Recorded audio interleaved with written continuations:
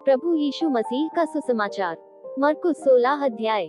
जब सबत का दिन बीत गया तो मरियम मगदलीनी और याकूब की माता मरियम और शलोमी ने सुगंधित वस्तुएं मोल ली कि आकर उस पर मलें। और सप्ताह के पहले दिन बड़ी भोर, जब सूरज निकला ही था, वे कब्र पर आईं और आपस में कहती थी कि हमारे लिए कब्र के द्वार पर से पत्थर कौन लुढ़ाएगा।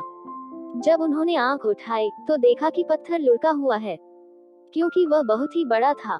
और कब्र के भीतर जाकर उन्होंने एक जवान को श्वेत वस्त्र पहने हुए दाहिनी ओर बैठे देखा और बहुत चकित हुई। उसने उनसे कहा, चकित मत हो, तुम यीशु नासरी को, जो क्रूस पर चढ़ाया गया था, ढूंढती हो। वह जी उठा है, यहाँ नहीं है। देखो, यही वह स्थान है जहाँ उन्होंने उसे रखा था। परंतु तुम जाओ और उसके चेलों और पतरस से कहो कि वह तुमसे पहले गलील को जाएगा। जैसा उसने तुमसे कहा था, तुम वहीं उसे देखोगे। और वे निकलकर कब्र से भाग गईं, क्योंकि कपकपी और घबराहट उन पर छा गई थी, और उन्होंने किसी से कुछ न कहा, क्योंकि डरती थी।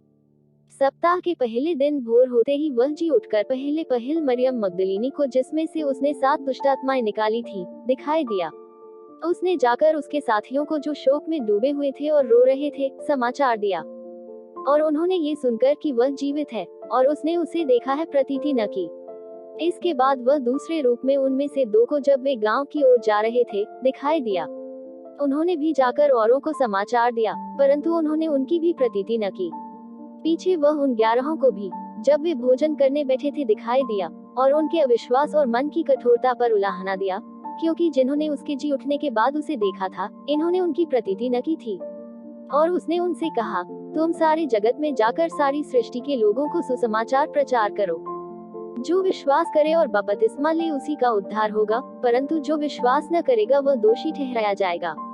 और विश्वास करने वालों में ये चिन्ह होंगे कि वे मेरे नाम से दुष्ट आत्माओं को निकालेंगे, नई नई भाषा बोलेंगे, सांपों को उठा लेंगे, और यदि वे नाशक वस्तु भी पी जाएं तो भी उनकी कुछ हानि न होगी।